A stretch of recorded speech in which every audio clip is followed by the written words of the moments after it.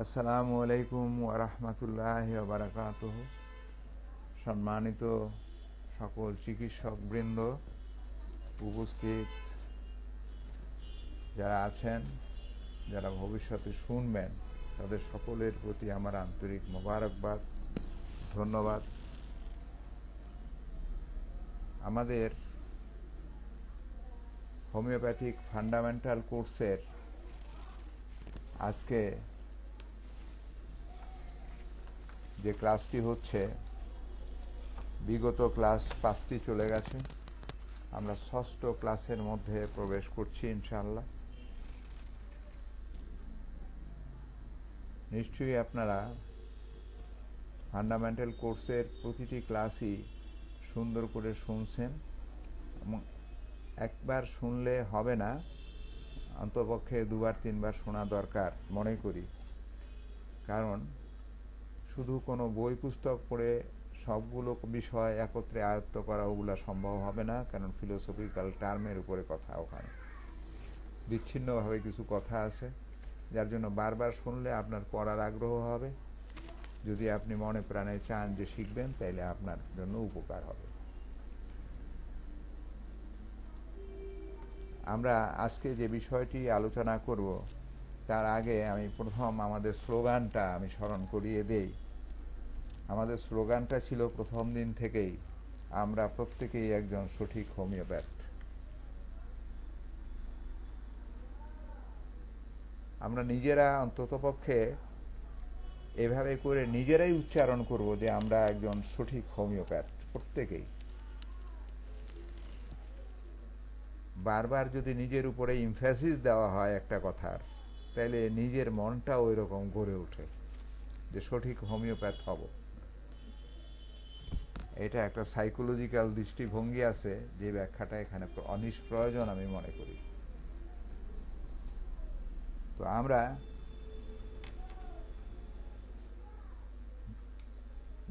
যে ক্লাসেই থাকি না কেন, আমরা নিজেরা মনে করব যে আমরা একজন সঠিক হোমিওপ্যাথ। আজকে যে বিষয়টি আলোচনা করব সেটা হলো ধাতু প্রকৃতি, কনস্টিটিউশন। ধাতু প্রকৃতি বলতে অনেকেই বুঝেন, এখানে না বুঝার কেউ নাই। খুব সহজভাবে বুঝতে কারো কোনো অসুবিধা হওয়ার কথা নয়। হেনিম্যান তার অ্যাফোরিজম 5 নম্বর অ্যাফোরিজমের মধ্যে একটা কথা বলেছেন, যে লক্ষণগুলো রোগীর বিশেষ ধাতু প্রকৃতির, অর্থাৎ ধাতু প্রকৃতি বলতে কি বুঝাতে যাচ্ছেন দেখেন। দৈহিক প্রকৃতি, নৈতিক চরিত্র ও বুদ্ধিবৃত্তি, জীবিকা, জীবন ধারণ প্রণালী ও রীতিনীতি, সামাজিক ও ব্যক্তিগত বন্ধন, যৌন বৃত্তি ইত্যাদি যা বুঝায়, যা আছে, যা পরিচয় দেয়, সেগুলোকে ধাতু প্রকৃতি বলে। বিষয়গুলোকে বিশ্লেষণ করব আস্তে আস্তে। আজকের আলোচনার মূল জিস্টটাই এটা। এখন আমরা কি বুঝি দেখেন, উদাহরণ ছাড়া অনেক জিনিস বোঝা কষ্টকর হয়ে যায়। ধরেন একটা শিশু বেশ মোটা সোটা, ঢ্যাপসা ধরনের, ঢ্যাপসা ফুলা ফুলা আর কি ভাব। বয়স্ক ব্যক্তিগুলোর একটু মোটা আছে, মোটা সোটা হয়, তার নখগুলো অনেক ক্ষেত্রেই পুরু এবং মোটা, নখগুলো বেশ মোটা, পুরু, ফাটা, এরকম এটা গঠন। এদের পরিপাক যন্ত্রের, খাদ্যের, লিভার জাতীয় সমস্যায় তারা ভুগতেই থাকে। এই জন্য তার জিহ্বার কালারটাও সাদাটে ভাব হয়ে যায়। স্পষ্ট চিহ্ন আমরা দেখতে পাই। মেজাজ খিটখিটে, শিশু মেজাজটা আরো খিটখিটে, কারণ কেউ যদি হাত ধরে তবুও তার বিরক্ত লাগে। আর বয়স্ক রোগীরা সাধারণত বিমর্ষ, গম্ভীর, আশাশূন্য, হতাশাগ্রস্ত, মনে হয় বাঁচতে চায় না, এরকম একটা ভাব। কিন্তু তার মধ্যে বিশেষ করে চন্দ্র আলোকে আলোকিত যদি থাকে, আলো যদি বেশি থাকে, ঝকঝকে আলো থাকে, তার বাঁচার আশাটা খুব বেশি হয়ে যায়। তার মধ্যে যৌন সুরসুরি শুরু হয় এবং তার মধ্যে প্রেম ভাব দেখা যায়, এবং এই কারণে তার কবিতা আবৃত্তির একটা শখ জাগে মনের মধ্যে। এইরকম একটা রোগী ঠান্ডা জল বা পানি সহ্য করতে পারে না, তাতে তার রোগের বৃদ্ধি হয়। এই যে কয়েকটা কথা বললাম, এই কয়েকটা কথা দ্বারা ঔষধ নির্বাচন হবে কি না সেটা বিশ্লেষণের ব্যাপার, চিন্তার ব্যাপার। তা আমি অ্যান্টিম ক্রুডের একটা ধাতু প্রকৃতিতে আলোচনা বলেছি আপনাদের সামনে। এর মধ্যে কি কি পেলেন আপনি দেখেন। যেই কথাগুলো পেলেন এগুলাকে বিশ্লেষণ করা যায় কিনা, এ দ্বারা আমরা কি বুঝি, কি কি পেলাম। একটা উদাহরণ মাত্র। এখানে এই কথাটা আমি এখানে রেখে আমি আপনাদের সামনে কনস্টিটিউশন বলতে আমরা কি বুঝবো এই জিনিসটা একটু প্লেস করি। দেখেন, আপনি মিল করবেন যারা শুনেছেন। বংশগত চরিত্রের সমাহার বুঝাবে, বংশগত চরিত্রের সমাহার বুঝাবে। বংশগত অবস্থাটা তার এরকম ছিল কিনা, দেখেন মেজাজ খিটখিটে তার পূর্ব বংশে ছিল কিনা, তার ঠান্ডা লাগার প্রবণতা, গোসল না করার প্রবণতা, পানির ভয় তার ছিল কিনা, মোটা সোটা একটু ঢ্যাপসা ধরনের তার বংশের গতির মধ্যে আছে কিনা, এই রকম ধারাবাহিকতায় বংশের প্রভাব আছে কিনা এটা দেখা যায়। তাহলে বংশগত চরিত্রের সমাহার হতে পারে এবং সম্ভাবনাই বেশি। যেমন ক্যালকেরিয়া কার্ভ মোটা সোটা, উদাহরণ কিন্তু অনেক দেওয়া যায়। এটা কার্ভ খাটো ধরনের, এই অনেক উদাহরণ দিলে আমার আলোচনাটা আসলে আমি ওইভাবে পৌঁছতে পারবো না। পরিবেশের প্রভাব আছে কিনা, 2 নম্বরে পরিবেশের প্রভাব আছে কিনা। যেমন জল ও আবহাওয়া তার খারাপ লাগে, পানি সহ্য করতে পারে না, চন্দ্র আলোকে তার সমস্যা হয়, এটা তো আসলে পরিবেশের প্রভাব। এখন এইভাবে করে দেখেন, প্রত্যেকটা মেডিসিনের মধ্যে নাই হয়তো, কিন্তু কিছু কিছু মেডিসিন যেগুলো আছে তার মধ্যে আপনি ইচ্ছা করলে খুঁজে বের করতে পারেন ম্যাটেরিয়া মেডিকা পড়ার সময়, যে বংশগত চরিত্রের প্রভাব কোন ঔষধে কতটুকু আছে, পরিবেশের প্রভাব কোন ঔষধে কতটুকু আছে। রাস্টক্সের মধ্যে পরিবেশের প্রভাব আছে, ঠান্ডা বাতাসে, ঠান্ডা পানিতে ভিজলেই তার সমস্যার সৃষ্টি হয়। এইভাবে করে আমরা ব্যক্তিবিশেষের প্রতিক্রিয়া কি, এক একজন ব্যক্তির প্রতিক্রিয়া তার কি রকম হয়। রুগী হাত ধরলে সে রাগ হয়ে যায়, এই অ্যান্টিম ক্রুডের কথা। রুগী যদি হাত ধরে, বাবা কেমন আছো, কেমন মিলা, যদি কাউ জিজ্ঞাসা করে যা চায় তাই দেয়, তাদের সে ছুড়ে ফেলে। অর্থাৎ ব্যক্তির প্রতিক্রিয়া যা, তাও কিন্তু এই কনস্টিটিউশনের মধ্যেই পড়বে। আমি বুঝাতে পারছি কিনা আমি বিষয়টাকে চেষ্টা করি। আমি পরিবেশের চাপ, অনেক গন্ডগোল গোলমাল সহ্য করতে পারে না, অনেক ঔষধ আছে। একাকী থাকতে ভালোবাসে, সংসারের বেশি ঝামেলা হলে সেই চাপ সহ্য করতে পারে না, মানসিক বিভ্রান্তি তার মধ্যে দেখা যায়, সে গান শুনতে পারে না। কেউ আছে করুণ সুরে গান সহ্য করতে পারে না।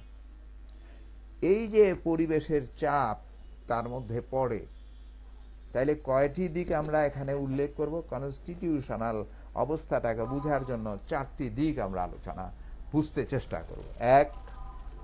আবার বলতে হয়, বংশগত চরিত্রের সমাহার কি, বংশগত বিষয়গুলো কি কি তার মধ্যে পরিলক্ষিত হচ্ছে।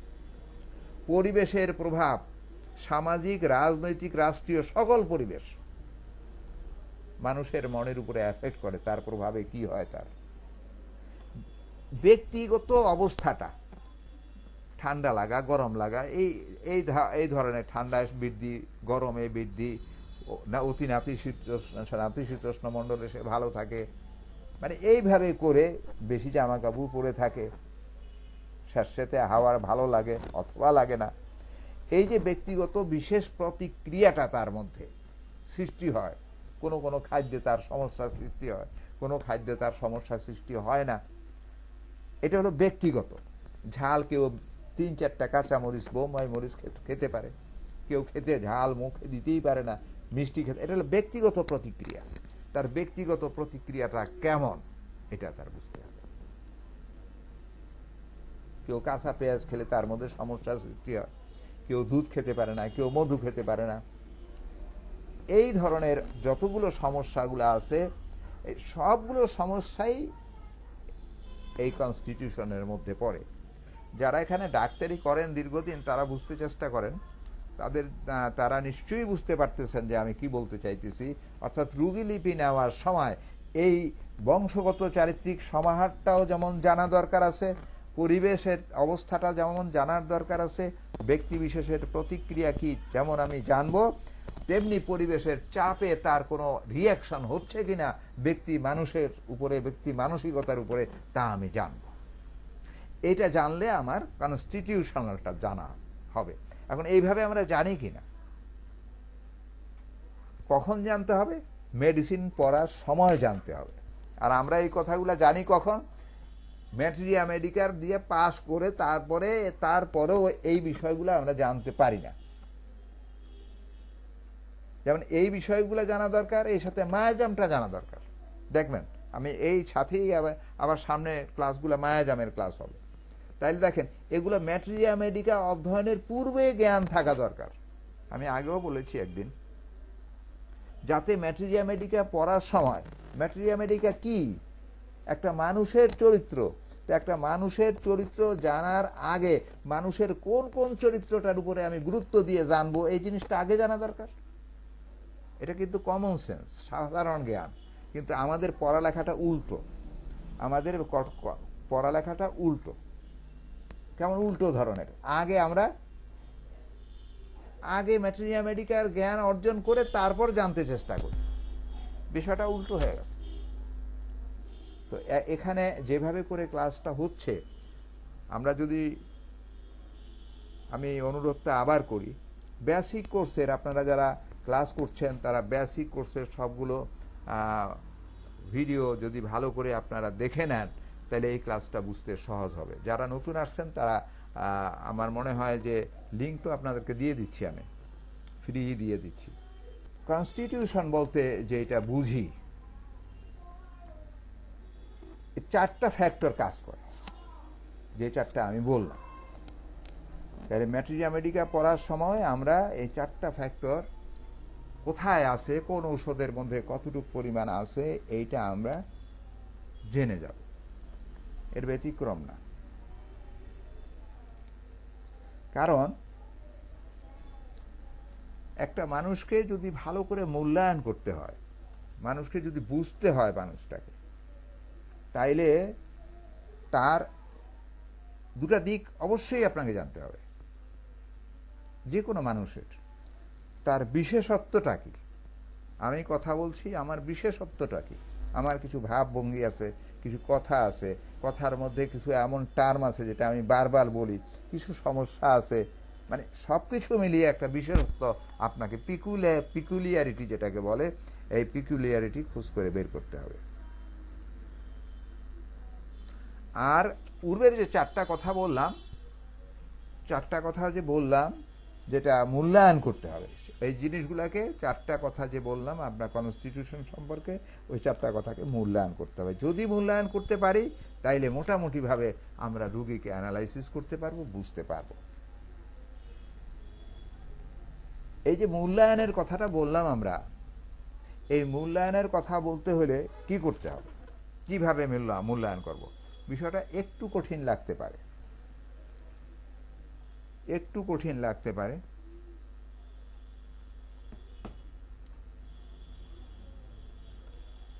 তো আমি 1 মিনিট একটু অন্য ঘোষণা দিচ্ছি। সেটা হলো ফেসবুকে আপনারা একটু লিখে দেন HFC ফান্ডামেন্টাল কোর্সের মধ্যে ফেসবুকে কেউ লিখে দেন যে আগের পাসওয়ার্ড এবং ইয়েটা দিয়ে দেন।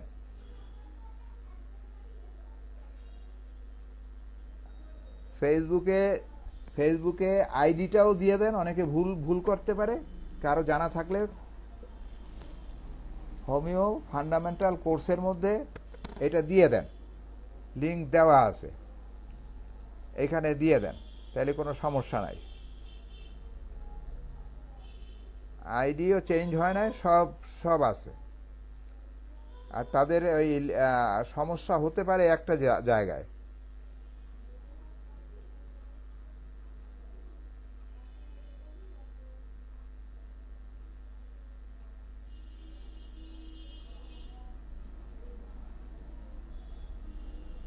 কেউ দিছেন কি? কেউ সাউন্ড দিতে পারবেন? দিছেন?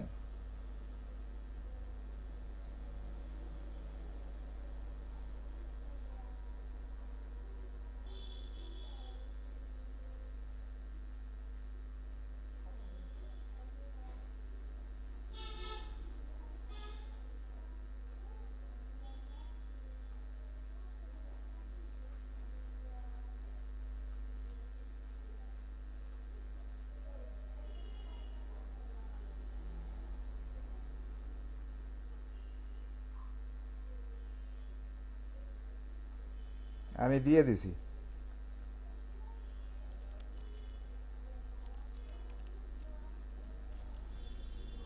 দিয়ে দিছি। একটু কাজ করলাম আর কি, যে যদি কেউ রাজি না আসতে পারে তাহলে তো কিছু করার নাই, আমি দিয়ে দিছি। তাহলে তাদের নেটের সমস্যা। তো আসেন, আমাদের দুটো জিনিসকে, একটা মানুষকে বোঝার জন্য দুটো জিনিস জানা দরকার, বিশেষত্ব আর ওই মূল্যায়নটা করতে হবে। মূল্যায়ন করার তিনটে প্রক্রিয়া আছে, তিনভাবে আমরা এটা মূল্যায়ন করব। কারো কারো কাছে বিষয়টা একটু, যারা চিকিৎসা করছেন তাদের কাছে বিষয়টা একটু নতুন লাগতে পারে, বা এভাবে সাজানো আপনারা হয়তো তো কোথাও পেয়েছেন কিনা আমি জানি না। এই জিনিসগুলো একটু ব্যাপক আলোচনা আমি যেতে চাই। কোনো একটি মানুষের বিশেষত তিনটি উপায়ে মূল্যায়ন করতে হবে। সেগুলো কি কি? সেই তিনটি উপায়ে মূল্যায়ন করতে হলে সেটা কি কি? আসেন আমরা একটা একটা করে চেষ্টা করি আলোচনার মধ্যে যাওয়ার জন্য। বাস্তবিক এবং যথাযথ, সঠিক, যেটা আসলে এক্সাক্ট, অ্যাকচুয়াল অবস্থাটা, কনস্টিটিউশনাল অ্যাকচুয়াল অবস্থাটাকে আমরা আপাতত সুস্থ অবস্থা পর্যবেক্ষণ করে, আপাতত সুস্থ অবস্থা খুব ভালো করে খেয়াল করেন। যথাযথ অ্যাকচুয়াল আপনারা ডায়াগনোসিসটা করবেন কি করে? যখন রোগ থাকে না, একটা মানুষ যখন রুগ্ন থাকলো না, একটা লোক মোটা হয়ে ছোটবেলা থেকেই ফ্যাটি হয়ে ফ্যাট, একটা লোকের নখ মোটা হয়ে আছে, যে অ্যান্টিমক্রুট করলাম তার নখটা মোটা আছে, তার বংশগত মোটা আছে, আগের থেকেই মোটা ছিল। বামন আকৃতিক লোক আগের থেকেই বামন ছিল, দাঁত তেরা বেঁকা হয়ে সকলেরই ওঠে। এই বংশগত যে মানে অবস্থাটা পাওয়া যায়, এইটা রোগ ছাড়াও তার হচ্ছে, রোগ ছাড়াও তার মধ্যে অবস্থানটা পাওয়া যাচ্ছে। আমাকে একজনের এটা দেখা যায়, মাথার চুল কারো ওই গোলাকার হয়ে এক পিছনের দিকে গোলাকার থাকে, কারো দুটা গোলাকার থাকে। আমাকে একজন দেখাচ্ছে, দেখেন এই লোকটার দুইটা, আর দাদারও ছিল দুইটা, এরও দুইটা, আর ছেলেরও দুইটা, মানে একই ধরনের, কায়দাটা একই ধরনের। যার কোকড়ানো চুল তার বংশগত এরকম, যেটা রোগের সাথে সম্পর্ক নয় এরকম কিছু অবস্থা থাকে। এ দেখেও কিন্তু মানুষের চারিত্রিক বৈশিষ্ট্যটাকে মূল্যায়ন করা যেতে পারে।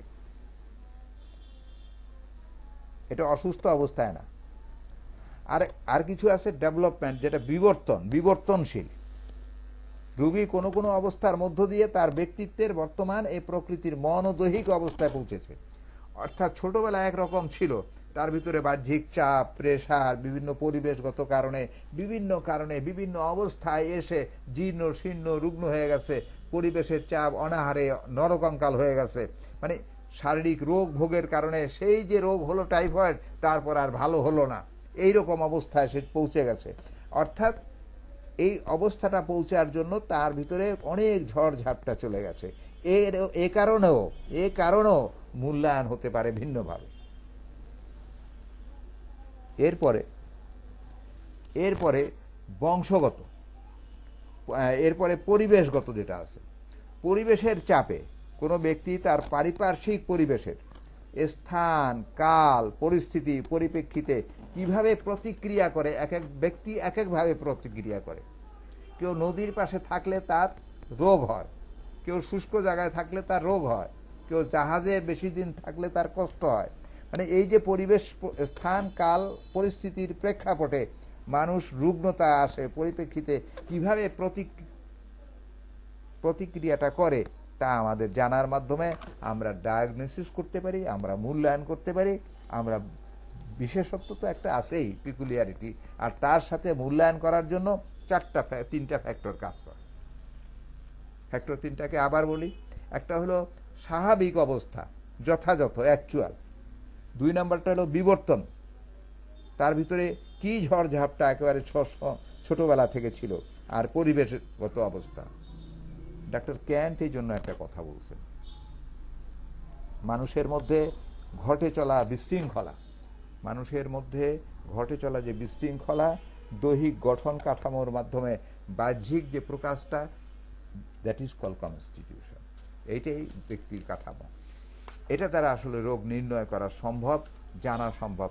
এই জিনিসটা বুঝলে আমাদের পক্ষে ধাতুগত চিকিৎসা, কর্ণিক মায়াজামের চিকিৎসা, এটা খুব কঠিন হবে না, খুব সহজে আমরা করতে পারব।